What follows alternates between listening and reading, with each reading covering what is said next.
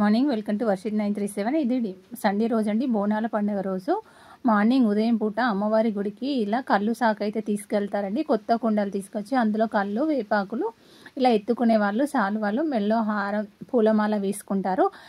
చప్పుడుతోటి పోతారు. ప్రతి ఇంటి ముందు కూడా ఆ ఇద్దరికి కూడా రెండు కడవలతోటి, చెంబులైనా సరే ఏవే కానీ 2 గ్లాసులతోటి 2 ముంతలతోటి అలా శాఖ పెట్టేసి వాళ్ళ పాదాలకైతే నమస్కారం చేస్తారండి. ఇది సప్పుడుతోటి పోతుంది. ప్రతి ఇంటి ముందు మేము అలాగే చేస్తూ ఉంటాము.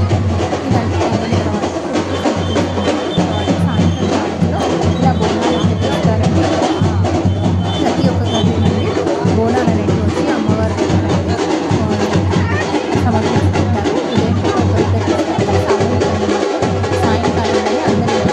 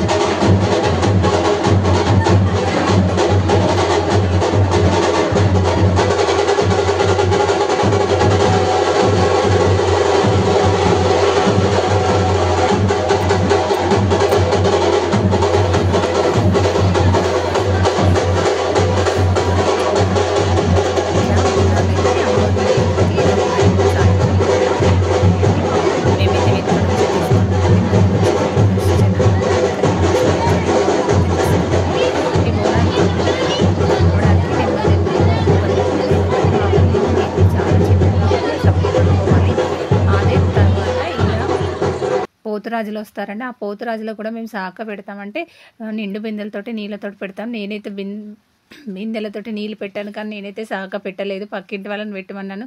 నాకు చాలా భయం వేసింది వాళ్ళని చూస్తుంటే. ఆ పోతురాజు వాళ్ళు మీది కురుకొస్తున్నారు. అలాగే ఇవి 2 తొట్లేలు అంటారండి. పొద్దున ఎవరింట్లో అయితే కళ్ళు శాఖని తీసుకెళ్లారో వాళ్ళే కూడా ఫస్ట్ ఈ పోతురాజులు అక్కడి నుంచి వచ్చి ఈ తొట్లేలను ఎదుర్కోవడానికి వస్తారండి సప్పుడుతోటి. అప్పుడు ఇలా వీళ్ళు కళ్ళు శాఖ పెట్టుకొని ఆ తొట్లను తీసుకొని పోతురాజు వాళ్ళు గుడికి వస్తారు. సాయంత్రం టైంలో బోనాలతో పాటు ఈ పోతురాజులు కూడా ముందుకు వస్తుంటారు. ఆ పోతురాజుల చూడడానికి గల్లీ మొత్తం తరలి వస్తారు, చిన్న పెద్ద తేడా లేకుండా. కానీ వాళ్ళు చాలా భయం వేసిందండి. నేనైతే కళ్ళు శాఖ మా ఇంటి ముందు వాటర్తో పెడతాము, కానీ నీళ్ళు చెంబులు పెట్టాను, కానీ నీళ్ళైతే పెట్టలేదు. వాళ్ళని చూస్తే నాకు చాలా భయం వేసింది. లాస్ట్ ఇయర్ వాళ్ళు చాలా బాగుండే అంటే కాదండి, శాంతంగా అనిపించింది. వీళ్ళైతే చూస్తేనే భయం అయ్యేటట్టుంది. నేనైతే పెట్టలేదు, నాకు చాలా భయం పోతురాజులు అంటే కూడా. వాళ్ళు చాలా ఉగ్రరూపం చూపించారు ఈసారి పోతురాజులు అయితే.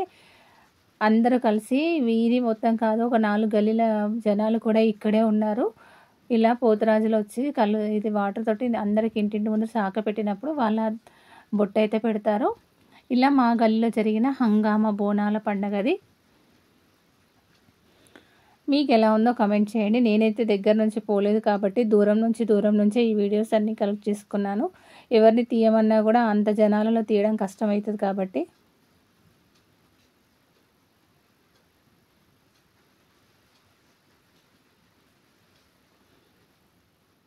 తర్వాత సాయంత్రం బోనాలు, తొట్లేలు ఈ పోతురాజులు ఆడుతూ గుడి వరకు అయితే చేరుతారండి. ఇది మా వీధిలో జరిగిన బోనాల పండుగ సంబరాలు.